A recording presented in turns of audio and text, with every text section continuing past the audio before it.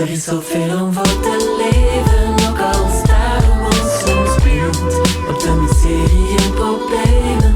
We kunnen niks meer verzinnen, lijkt de ellende nooit te stoppen. In een beeld dat zo schoon, dan ben ik hier om u te zeggen dat we uiteindelijk gaan. We worden zo rappen gegrepen door de tegenstand. We hebben echt bescherming tegen vallen. En de tweede kans is meestal overschoten tegen het moment dat die hem openbaart. We tonen zelden onze gevoelens en het openbaar. Genesteld in je eigen web van relaxatie, wat je niet te koop moet lopen met je eigenste frustraties of emoties. We bottelen zoveel op dat het ontploft, omdat je het niet op het moment onttrekt van druk. Emoties moet je kanaliseren en kan loslaten, niet in jezelf bewaren totdat je kapot gaat. Binnen zoveel gewichtig eruit vastdoet, omdat de plekken in je vindt totdat het hem dan vastrust. Uit je gedachten, het moment dat ze je raken, het misveel onze doel, ze later weer op te raken. Want het is in het moment zelf dat oude woundes kunnen genezen. Dus verstop je niet meer langer, er is niet voor te vrezen.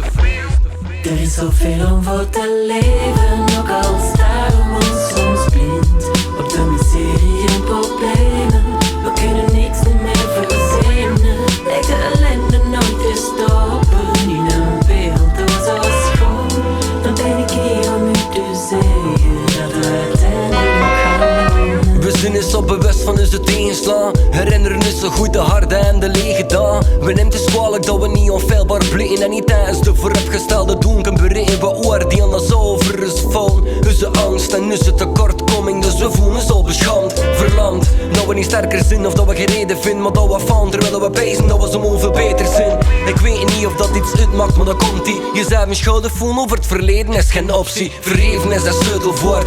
We zijn mensen, dus is het logisch dat we fouten maken. Zoeken naar de grens tussen juisten en complete mist te gaan. Ja, moet me niet misverstaan, we moeten een regenschap afleggen, inderdaad. Maar heeft jezelf een ruimte voor te groeien en je gaat merken dat je zelfvertrouwen automatisch weer gaat versterken. Jezelf blijven blijven over een feit, maakt het niet beter, maar in feite nog harder dan dat je het feitelijk zo negeren, dat is een feit. Kan zelf ondervoelen dat niet de dood zelf is die je krap, maar het feit dat je die dood ontdoet en beoordeelt. En vaste metsel de dag allemaal stop. In de naam van de liefde, we moeten dragen voor onszelf te vergeven, niet vergeten, maar wel weten dat we in essentie juist maar kunnen ons best doen en proberen.